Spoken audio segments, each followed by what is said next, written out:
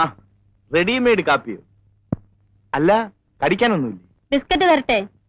എങ്കിൽ പിന്നെ കാപ്പി ഒരു മുലക്കുപ്പിയിൽ ഒഴിച്ചു കൊണ്ടുവരുന്നതാണ് നല്ലത്. നിന്റെ ഈ കുട്ടിക്കളി എന്നാ മാറുന്നത്?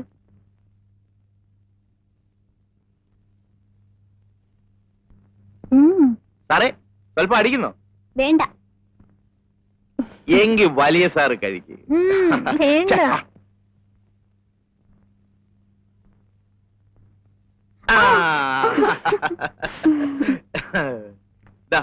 മമ്മിയുടെ കത്തുണ്ട്. മമ്മി എന്താ കത്തിലെഴുതിയിരിക്കുന്നത്? രമണി നന്നായി പഠിക്കുന്നുണ്ടോ, ഞാൻ പഠിപ്പിക്കുന്നുണ്ടോ എന്നെല്ലാം എഴുതി ചോദിച്ചു. ഞാൻ ഇന്ന് തന്നെ മറുപടി എഴുതും. എന്തെഴുതും? രണ്ടെണ്ണവും പഠിക്കുന്നില്ല, കൊന്ന പോലെ വളരുന്നുണ്ട്. രമണിക്കാണെങ്കിൽ കണ്ണിൽ കാണുന്ന ചവറ് നോവലുകളാണ് വേണ്ടത്. അതുകൊണ്ട് എത്രയും പെട്ടെന്ന് ഞാൻ പറയണമല്ലേ, ഇത്ര ചെറുപ്പത്തിലെ അത് കേട്ട് സൂഹിക്കട്ടെ. ഡാഡിക്കും മമ്മിക്കും നമ്മളെ ഇഷ്ടമേ അല്ല. അവർക്ക് ഇങ്ങോട്ട് വന്നാലെന്താ?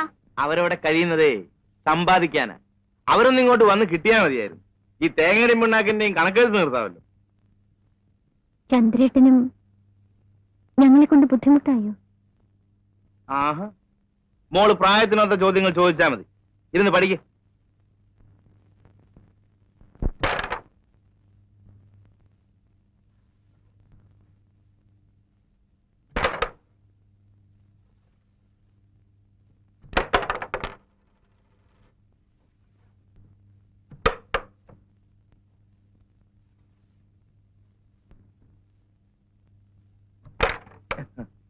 രണ്ട് ബോർഡ് ആരാ ജയിച്ചത്? ഓ പിന്നെ അടുത്ത ബോർഡ് ഞാൻ കളിക്കും. വേണ്ട, ഞാൻ കളിക്കാം. അത് പറ്റില്ല, ഞാൻ കളിക്കും. നീ എനിക്ക്, ഞാൻ കളിക്കട്ടെ. വെറുതെ വഴക്കുണ്ടാക്കാതെ. അടുത്ത ചാമ്പ്യൻ വന്നിരിക്കും. കഴിഞ്ഞ ബോർഡ് ഞാൻ തോറ്റു കൊടുത്തതാ. കുട്ടിയല്ലേ, കളി പഠിക്കട്ടെ എന്ന് വെച്ചു. എന്നാ നോക്കാം. നോക്ക് എന്നും വേണ്ട, തോറ്റത് തന്നെ. ഇതെന്നും പറയുന്നതല്ലേ. ആഹാ, എന്നാ ഇപ്പൊ കാണിച്ചു തരാം.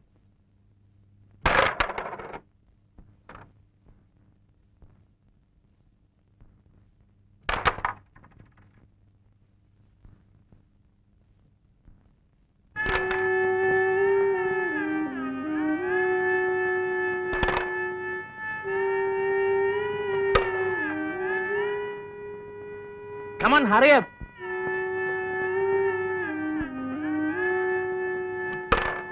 ഇതെന്ന് പഠിച്ചു.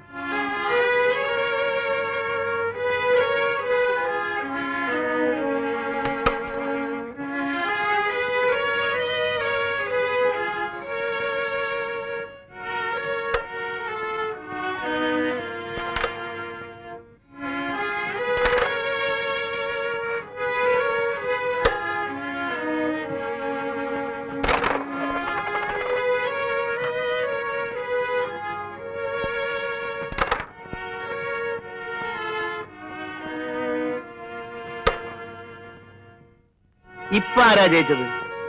വിളിക്കുക കാന്താരിയെ.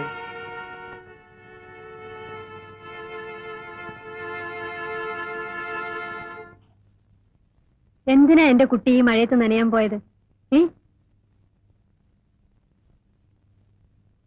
പോയി ഈറം മാറൂ. അക്കാലത്തവൾ വരച്ച മറ്റൊരു ചിത്രമായിരുന്നു ഋതുമതിയായ പെൺകുട്ടി. ഒരു പുൽപ്പായിൽ ഒരു പെൺകുട്ടി ഇരിക്കും. പാതിയടഞ്ഞ കണ്ണുകളിൽ നിഷ്കളങ്കതയ്ക്കായിരുന്നു ഊന്നൽ. പക്ഷെ ചുണ്ടുകളുടെ കോണിൽ പതിയിരിക്കുന്ന നാണത്തിൽ പൊതിഞ്ഞ ചിരിയിൽ ഞാനും ഒരു പെണ്ണായി എന്ന ഭാവം. കറുത്ത കരയുള്ള മുണ്ടും കറുത്ത പുള്ളികളുള്ള ഇറക്കം കുറഞ്ഞ ജാക്കറ്റും, മാറിൽ കൂമ്പുന്ന യുവത്വം, കവിളുകളുടെ അന്ത്യത്തുടുപ്പിൽ നേർത്ത വിളർച്ച വ്യക്തമാക്കിയിരിക്കുന്നു. അവൾ ഉറക്കമായെന്ന് തോന്നുന്നു. കഴിഞ്ഞ അരമണിക്കൂറായി ഒന്ന് തിരിയാൻ പോലും കഴിയാതെ ഇവിടെ ഇരിക്കുന്ന എനിക്ക് ഇപ്പൊ രക്ഷപ്പെടാൻ തോന്നുന്നു. ഒച്ചയുണ്ടാക്കാതെ പുറത്തിറങ്ങുകയാണ് വേണ്ടത്.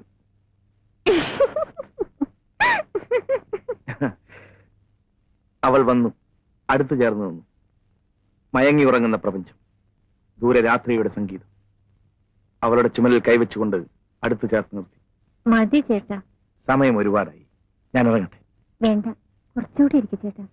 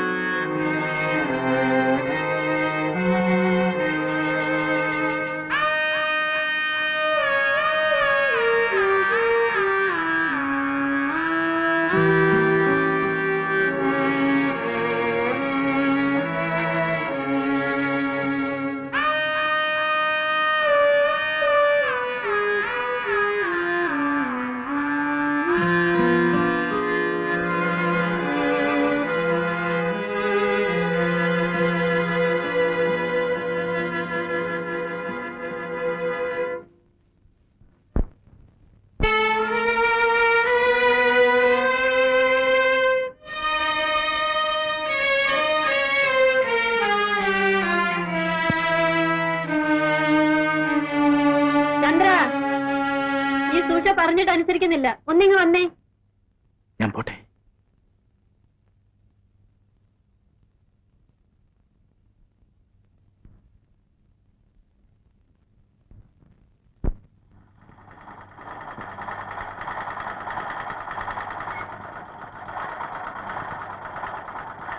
നീ പോയി വല്ലതും പഠിക്കരമണി.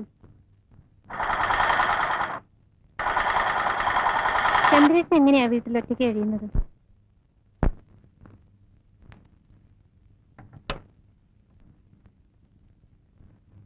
ചന്ദ്രേട്ടൻ എന്താ ഇനിയും കല്യാണം കഴിക്കാത്തത്? ആർക്കറിയാം. വല്യമാനും വല്യമ്മച്ചി മരിച്ചപ്പം മുതൽ അവൻ ഇങ്ങനെ താന്തോന്നിയായി നടക്കാൻ തുടങ്ങിയത്. നീ എന്തിനാ ഇപ്പൊ ഇതൊക്കെ അറിയുന്നത്? എഴുന്നേറ്റ് പോയി വല്ലതും പഠിക്കു വച്ചേ.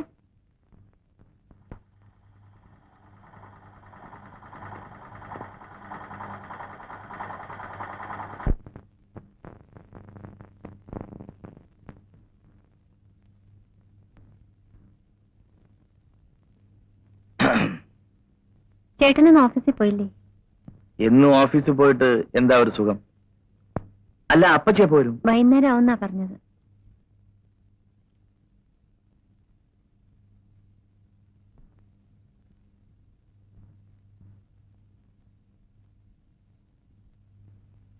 അയ്യടാ,